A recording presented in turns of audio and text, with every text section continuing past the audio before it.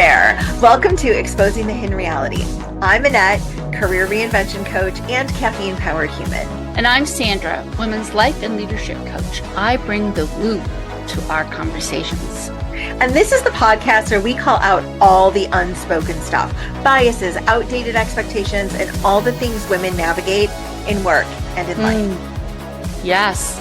We bring to light what we see happening. Smart, capable women stuck in the same patterns because no one really talks about what's going on. We'll bring some difficult truths. Welcome, insightful experts. And sprinkle in a little chaos and fun.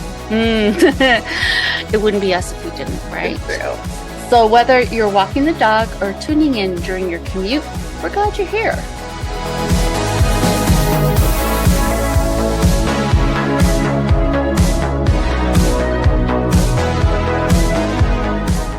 Let's do this. Let's do this. You want to do the let's do this together? Like 3, 2, 1, let's do this. All right, 3, 2, 1. Let's do this. So exciting to be doing this with you on Thursday afternoon. And we have a very special guest today named London Wolfe. And London, I can't wait for you to introduce yourself because I have so many questions about what you do and who you help and how you do that. But I'm going to turn it over to you and let you tell us more about yourself. Well, thank you for having me. And I love the intro. It's so cool. I just wanted to name that before I started. So yes, I am London Wolfe. I am a business alignment strategist and a cognitive leadership specialist. And I know a lot of people I never really heard of that. Well, you probably have, but just not a name to it. So pretty much, let's break it down. As a business alignment strategist, I help you align your business with you, whether that's your marketing, whether that's your thinking, your services and products, your energy levels. I help you align your business with you so that you can attract your customers. I have a keen eye for blind spots, so that's kind of my specialty. Seeing those little loopholes that you're overlooking so that we can get past that and get you into a seamless process. When it comes to the cognitive leadership portion, I focus on communication and reframing and learning styles. I have a background in education, which I infuse in both of my coaching styles. And I like to go into companies, organizations, educational institutions, and I like to help people understand each other. That way we can form better teams, better mediation, and a more productive and inclusive environment. And how do you, what tools do you use to help people understand different cognitive styles? Well, that's where my former education comes into play. I've always wanted to be a teacher since I was a girl, and I've had an opportunity to serve in different capacities in the education field. And so throughout there, I just naturally am wired to know that everyone is unique. That's my natural understanding. I'm also neurodivergent. I'm a late diagnosed ADHD woman. But I just always felt that everybody's different. So let me learn how you learn so that I can support you. So that's something that helped me in my work.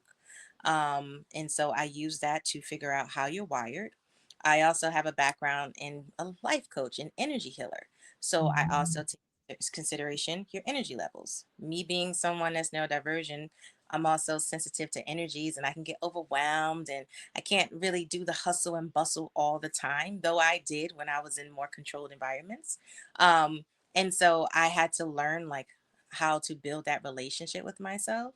And being in business for this month makes 11 years. Wow. Congratulations. It's taught me a lot about myself and of course, just overall business. So I take all of those trainings and learnings and lessons and I use it to help people and kind of give you a customized experience because generic coaching doesn't work for everyone. I really like that.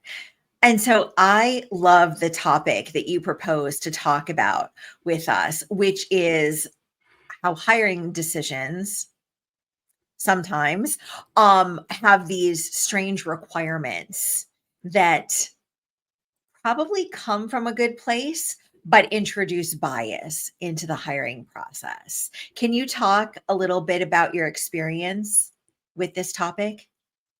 So I have a previous background in onboarding and hiring, right? Um, Yes. yeah, and so I've been on both sides of the spectrum, like in terms of being hired and hiring. And I've noticed that, some biases could be, let's talk specifically about like cognitive diversity, right? Okay. That's something that tends to come up. When you're on the hiring side, you're not always trained to understand different learning styles and how people process, right? So if this person does not fit a specific, version, you can deem them as unworthy, right, of that position Mhm. when they're just wired differently and might be more skilled in that position than you think, right? And so overlooking a lot of candidates because they appear different or think differently can lead you to miss out on a lot of opportunities when it comes to the hiring pool. I remember when I was hiring, like when I first got my role of hiring, I had to hire like 10 staff members. Wow. Like I transitioned from being a program leader to the actual site coordinator. And so this is my first role. And I had some people who were already under me, but I had to hire more people. And they gave me like a guideline on how to hire them, but I also added something extra in there because I believe we overlook the individuals sometime in the hiring process. Mhm. And you'd be so caught up in your script and fitting that job description, right? It leaves you stuck. So I kind of created my own separate questions.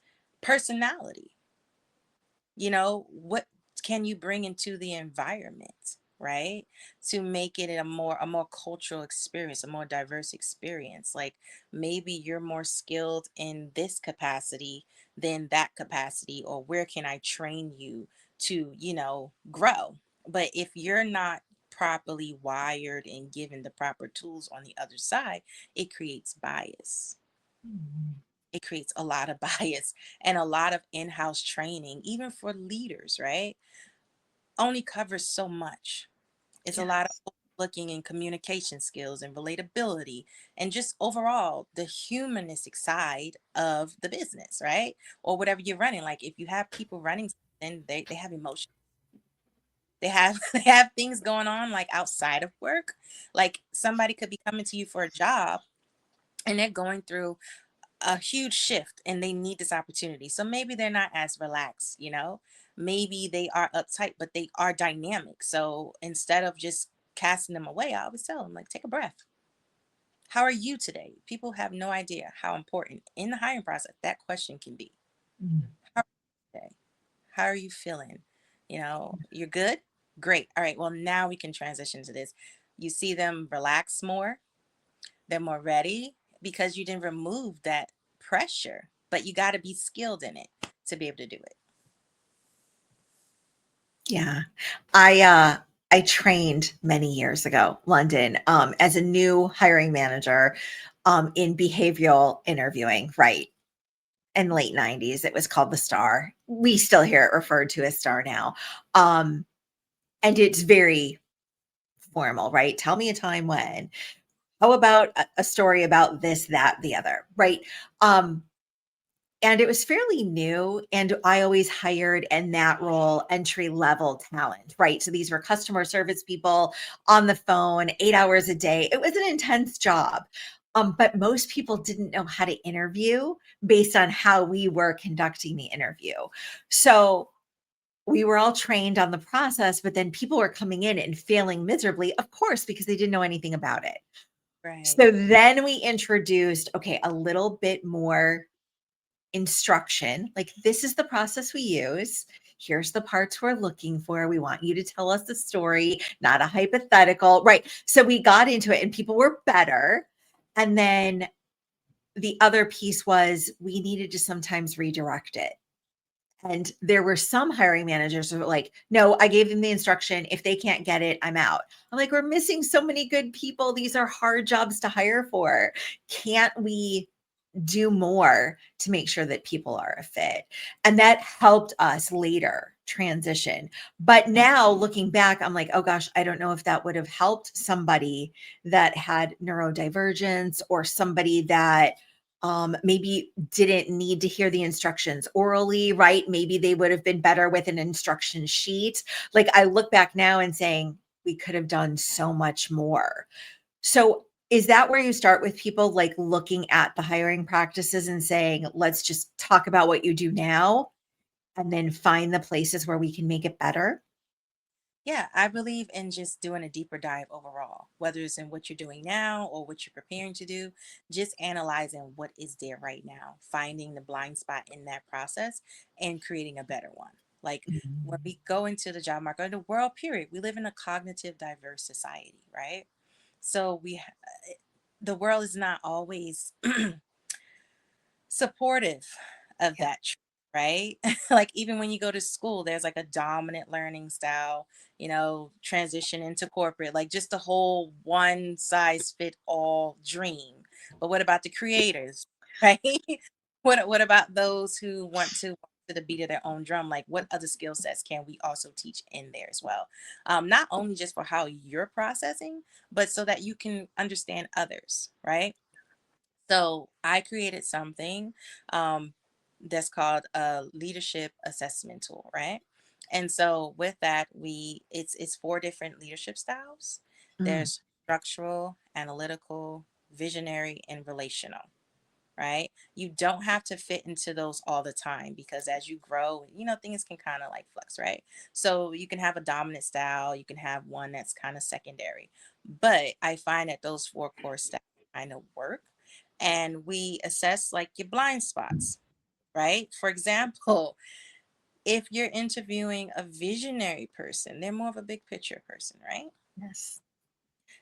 And your questions can be more geared towards an analytical person, right?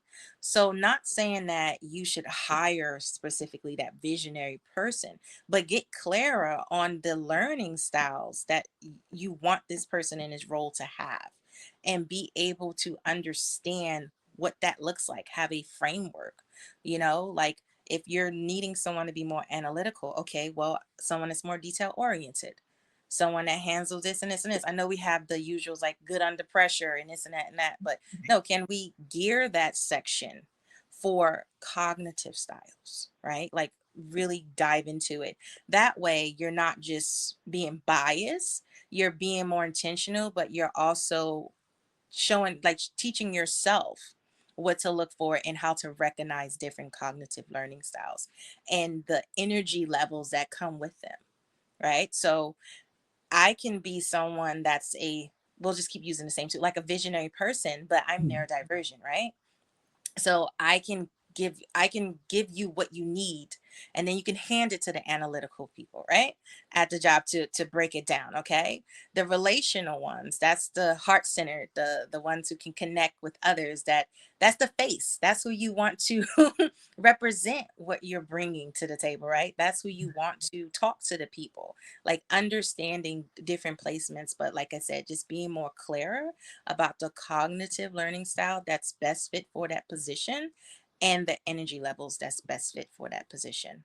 But even if we do that on a basic level, going a little bit deeper when it comes to people who are neurodivergent too, Mm. because that's be a hidden topic that's I did a panel on that this year, and I also did a discussion with a lot of late diagnosed women who are professionals. And one of the big things that I found was they weren't feeling supported in their work environment. I've even had clients who I worked with one on one who were not feeling supported in their work environments. And if you're someone who also struggles with social cues, Mm. okay, or you take things literally, right? You you can misinterpret what's being said, right? Or you have someone who's your leader who's giving you feedback, but not in a way that it processes to you, right? So there's a lot that needs to be deeper dived into, but Mm. that's start. What's working, what's not, what are you looking for, and how can we improve this process to be more supportive and inclusive? So for the women who were late diagnosed neurodivergent, who felt that they weren't being supported, um, what were some of the ways that they felt unsupported? Great question. When it came to feedback, not understanding or being talked to in a way that felt good to them, right? It could have came off as too harsh, too literal. Also being in environments where they feel overly stimulated, especially like office settings. Like me personally, like I have to have that autonomy in my work. That's why a lot of us who are neurodivergent end up becoming entrepreneurs. Because we need that we our energy, the way it's very massive, it can be, right?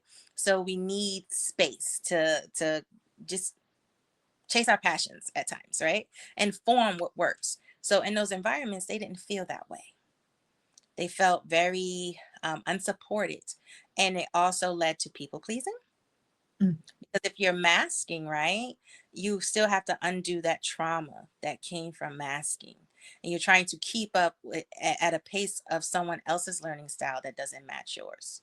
So the people pleasing led to not speaking up, and fear of maybe losing your job, or maybe you're someone who speaks very literal, and then your leader does not understand that part and they feel offended, and it can cause like tension. So mainly those were the areas that I found that they were struggling with a lot. But I said the basis of that all boiled down to building a better relationship with yourself. How do you process information? Like, what is your way of also giving information? Like, let's really dive into it. Advocacy, that was a big one. How do I properly advocate for myself in this unsupported, right? In a way, because you got to add this extra part, in a way where I am received Mm. and not punished per se, right? That's important. So that was something that I found was a big one. So you used the term masking. What do you mean by that? So masking is basically when you are living in a way that others feel comfortable and excluding yourself from the process. Mm. That's how I look at it. And uh, I can speak personally from my journey. I didn't really know I was masking. I thought I was creating systems. I thought that was natural. I thought everybody did that. And so later on, I found that it wasn't. But I feel like for me, being exposed to so many different cognitive learning styles, it didn't feel like I stood out. Mm. I was in that melting pot. I was in that bubble, but I did see it in others, right? So growing up, I also was in position where I was the perfect child, right? I exceeded. I'm high function. I exceeded. That's another misconception that if you're neurodivergent, like you can't be smart, you can't do things. Like I'm breaking so many of those stereotypes. It's frustrating. It's like you can have ADHD and you can still be functioning, and But anyway, I always excelled at school, but there were certain things that I saw that I struggled with, and I would hide those things because again, I was perfect, right? Like I'm Yeah. not break that mold. So that pressure was put on me for years and years and years. And honestly, I didn't really see it until people got very close to me, like in relationships. Mm. That's kind of like not even like friends or family. Like they just like, oh, that's just how she is. She's gonna tune out in this conversation and she's gonna go over there. Like that's just how she is. But when I got into like actual intimate relationships, that was kind of where I saw more of it and I got more of a different feedback. And so I felt I was like something neurodivergent, but people were like, oh, you're not, no way, you can't be. And I'm like, that kind of made me doubt that I had it, right? Because I had nothing to name it and own it to, right? So then Right. finally I said, no, I'm going to get this. And I started therapy this year after losing my dad. And Mm. so I did that, and then I was like, let me get this diagnosis, let me go through this assessment, and they confirmed it. And like the other ones in the group, there was like this pause that you have. It's like Mhm. a transitional, I can't put a name to it, but it's like everything just kind of went blank for me. Like I heard no noise. It was like I was in a void. And it was like, wow, this is confirmed. Like I'm allowed to, right? Very loosely be fully who I am, and I have the proof Mm, for yeah. those who may question it. And it took a lot of people by surprise. And Mhm. so Mm. we're all relearning me. Yeah. We're all relearning me, especially my mom. Especially my mom. Because she was like, I didn't know your doctors didn't say that was the thing. I said, well, for a lot of girls, they don't, you don't, a lot of us millennials are finding out that this is Yes. what we have. We're just finding ourselves. And it's amazing how they missed the whole generation, but we're just finding ourselves. So I see unmasking as that, but the metamorphosis, the relearning, where now you're creating your life based on you. You're inserting yourself in your life. So now I speak up. If I'm stimming, I'm proudly stimming. Let me make my humming sounds. That's important to me. Yeah. Yeah. But go ahead. Yeah, London, and I have done a lot of reading on this topic. Sandra keeps me updated, and I do a lot of researching and reading.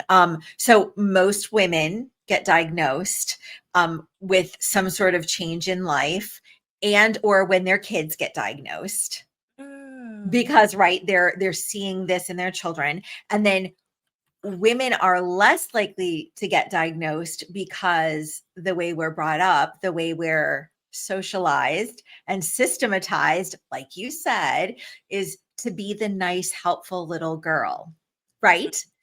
mhm. Oh, they're teaching us how to mask. That is what we do. So, yeah, we get so good at it as a coping mechanism, as a way that we show up. And these are what I used to say about my customer service people too, right? Customer service people solve problems. So if you give them a problem, they're only going to tell you about it once, then they figured out how to get around it and they're going to move on with their day. And I feel like the same thing for women. We're going to figure it out and then we're going to move on, not realizing that what we're doing is setting ourselves on a shelf and Yes, waiting to be explored later. perfectly said. Mhm. Perfect. Yeah, it really, your experience really highlights that that's really what's happening, and it's not just something I read about in articles or textbooks. Nope, it's really happening. And that when I had that discussion, it really, really showed. And the amount of, because like outside of this, my background is in life coaching too. And Mhm. just the pattern recognition and blind spots, period, right? Yeah. And so I always feel like when we get to the root, not the root, when we get to like the peak of something where it's like, I can't take it anymore, there's a very, very deep root, right? And so that can show up in your business, that can show up at your job, that can show up in many different forms, whatever way life designed for you to learn that lesson, right? And so I find that like I was going with a thought and I left it. Bring it back. Bring it back. ADHD in real life.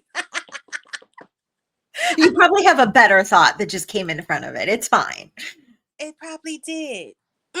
That's one part that gets me, but I love it because it shows the realness of it. Like you just be going, and then it's like, boop, and you're really trying to catch it. You want to so bad. Boop. Well, it was good too. We'll come back. We'll come back around to it. It'll happen again. Oh, that's great. So this is such a relevant topic. I feel like it's coming up for so many people. And I love that you said it comes down to communication and it comes down to relationships. I love your leadership styles that you identified. And I think what's important for people is to first identify themselves Yes. And then like to preliminarily identify the people they're working with, right? What do you think your boss is? What do you think your peers are? And then how can you jump in to adjust your style to reach their style? Because I think that's a little bit what's required. What is your theory on that? I agree. Before you can assess, you have to observe, Mm, right? So yeah. you observe, you assess it, and you process it, and then you can reframe it. That's the way that it should go. If you just jump in there, you're gonna make it worse, right? But the foundation is always you. What do you need? That's what I ask anybody, whether you're a client, a person, myself, on a daily basis. What do you need? Okay. What is missing from this moment? Right? Just different ways you can ask yourself, what do you need to make this better? Okay. Cool. You figured that out for you. How are you feeling? Great. What do you need from this person or from this experience? That's you go there. Okay, cool. How would you like that to look? Mhm. Wonderful. Take your time with that process. When I talk to this coworker, right? This is just hypothetical example. When I talk to this coworker, I find their tone to be very, very sharp. This was based off of a real client situation. I said, okay, what can we do in this situation? Instead of just accepting what they're saying, because you already are feeling that what they're saying is sounds sharp, right? So it feels Right. offensive, right? Before you process that as truth, what can we do? We can ask questions. When you said X, Y, and Z, did you mean A, B, or C? We're creating clarity pathways now. You find that the best process for you in this situation is to ask follow-up questions before you process something as truth. We figure that out. Now you have alleviated that extra pressure, that tense feeling of feeling like you can't express yourself or feeling like you're being shamed, because it's now we got to go deeper. Is it connecting to shame? Is Mhm. this connecting to something outside of this experience that this is triggering? See, it's deeper dive. When we know what the root is, because it's not always work related, Mm. you know, somewhere along your journey, you could have not felt seen, heard, or supported. And this can be a true reflection of that, and we can handle it, creating boundaries and advocacy and communicating that in a professional manner. Or we can also go deeper and get to the root of what it is and reframe that process so that you can relieve yourself of that extra heavy energy and be able to see the difference between this trigger and the reality of what's happening. Mm. Mm. So true. I often talk about the fact that when we are having that one of the things I think managers need to be trained on is recognizing trauma responses as opposed to thinking everything is fine. So we tend to think that, or not we, I've met with a number of people who feel like because somebody has had an off the wall response, that is the only way to recognize a trauma response. Sometimes a trauma response can look like that. Sometimes a trauma response can look like a complete withdrawal Mhm. with no response at all. And so, because we're not trained to recognize what's happening, we don't see those things happening and we don't understand what's happening to our communication partner when they've gone into a trauma response. So, we also tend to think, a lot of people that I talk to tend to think that you can't have a trauma response when the instigating issue was tiny. Yeah, you can. Mhm. And so what ends up happening is people miss cues that the other person in the conversation or the other people in the conversation are actually no longer paying attention because their bodies have gone into full on trauma mitigation. And because of that, we don't understand that they're not listening. We don't understand how to help them re regulate. We don't know how to pause when we're talking. And so much of that gets missed. And then we take the responses personally when really it has nothing to do with us. It has to do with trauma that lives in the body that could be very, very old. Yes. And I think that people totally miss that, and that as managers, we're not taught that at all. I agree. And I also would like to add, like, that's a great point. Excellent. Both of you make really great points. I'm loving this conversation. I want to name that out loud. But I feel also there's been a surplus of people who do a lot of inner work, which has changed the work culture dynamic. Yes.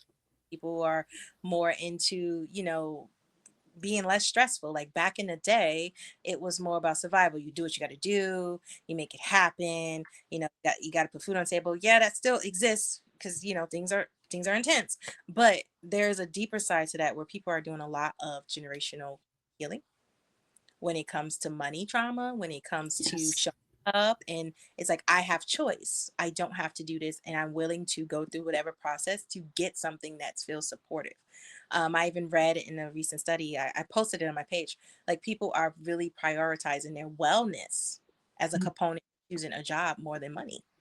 Yes. Yes. And so that's also forcing the hands of a lot of companies to now um, instate more programs towards the well-being of their employees. You're seeing that they're not machines. We're not machines. We're humans. We need sleep. We need food. We're house plants. We need water. Like we need to breathe. Like we those are not amenities. Those are necessities, right? Mm. Or even when I think about healthcare, I feel like healthcare is one of the biggest things that you should supply because that's pouring into your investment. If you pour into your employees, they can work. If something happened, they can work. If not, that's a poor investment, right? So it's forcing the hand. And I'm seeing a lot of companies open up to it, providing like perks for wellness. I'm seeing like therapy and psychiatry, discounts or referrals for those services. And I'm loving that. But as wonderful that it is with the well-being, let's also look into the learning. Let's also look into the trauma. These are not things that are just burdens. These are things that can actually enhance your employees, which increases productivity. Because if they understand themselves, they can better connect with their job role. Yeah. If they feel that you support them, loyalty. When I was working, again, going back to that first experience, and we got all these children and it was a lot, right? I poured into their well-being. I did yoga stretching with them. I did meditation with them. I did a two-part training. The first part, we come up, you tell me what you got going on, your personal goal in your life. How are you feeling this week? What's up? That way, if I see you acting differently, I know what is behind that. Instead of assuming that you're just doing a poor job. No, you told me you have some stress outside of here. I got you. So I'm not going to talk to you in a more direct manner. I'm going to be more empathetic in my approach with you, right? Then we also approach what's our goal for the kids. So now, not only did I kind of give them like a focus, I also included them as a person in the process, and that increased loyalty. And I also was not afraid to be on the battlefield when things were going all right? I wasn't afraid to get down there with them. And it made that community feel. Now, I understand if you have thousands of employees in a big, large company, it might not be that easy. But if you can properly train your leaders, because like I said, I wasn't properly trained. Yeah. I just had natural skills, right? But Right. if you properly train your leaders on not just leading in terms of the job duties, but also how to connect to people, like that's the missing part. And that stress trickles down because as a manager, you could not have support. So a lack of support goes down the chain, right? Mhm. And Hmm. if the head of the company does not prioritize this and leaves you out there and you're the forefront to the employees, now everyone's looking at you. But Right. it's not, it's the structure and systems of the company that's not supportive that needs to be looked into more. And that includes trauma, being trauma informed, being Hmm. cognitively diverse. Let's match people's growth outside of work in the workplace. Hmm. Yeah. I feel like some organizations are close Yeah. to this and some organizations are very far away from this. So what would you invite people to do next with this new enlightening information that you've shared with us? Personally, reflect. Mm. Reflect on how you feel about what was said, any ahas that came up through it. I'm hoping that is leaning towards wanting to ask questions. Well, how am I wired?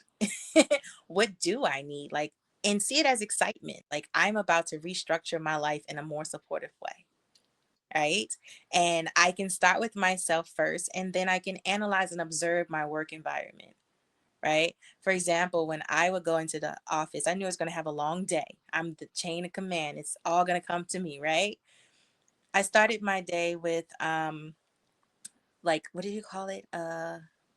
Chill hop, chill hop music, which is like, it's jazz, hip hop type infusion. It's a really chill vibe to it. So I would start the day, play it on my laptop, and then I would kind of like meditate for a minute, like prepare my energy for the day. And I would take moments throughout the day that I could, a couple minutes here and there, to just breathe and reconnect. And I really, really think for people who are neurodivergent, or people just get overly stimulated, you don't have to just be neurodivergent to be overly stimulated. If you're an overthinker, someone who's a perfectionist, like, you need those moments to kind of like regroup. And so I would want people to take away that you can advocate for yourself if you take time to understand how you process information and how you like to receive it, right? When you build that out, the best way to learn with others is to ask questions. Never assume. Never assume. If you want to come up with your own questions, that's fine. But get that information so you can properly, and practice. Practice communicating with people, and Mm.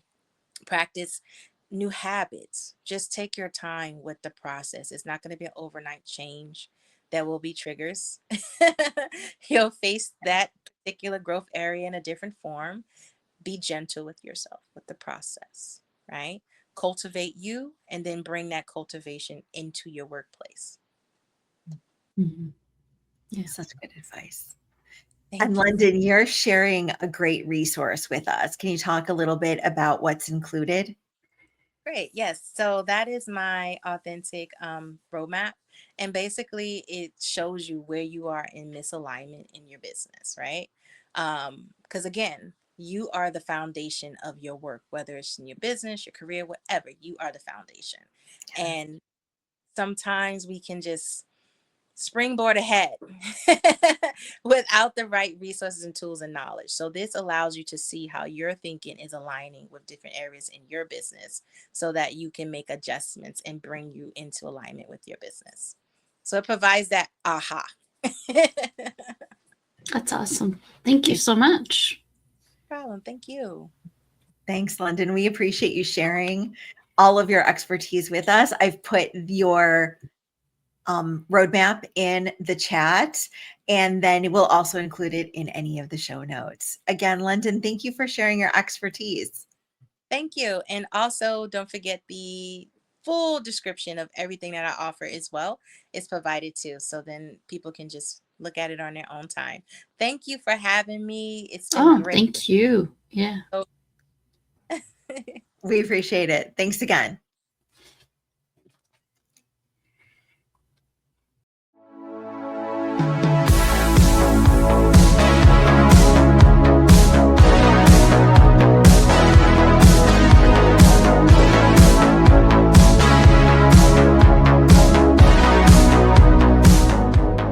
That's a wrap on this episode of Exposing the Hidden Reality. If something hit home or made you snort laugh, tell us. Seriously, we love hearing from you. Message us, tag us, or send us coffee. We love coffee. And hey, leave a review. It helps more women find us and boosts our egos. Which are like fragile, like suspiciously fragile. True. All right, until next time, keep questioning, keep growing, and if all else fails, Blame the dog. see you next time. Wait, did we stop recording? No, we're still here. You have to push the red button. Red button. Cool. Just eternal podcast. Bye. Bye.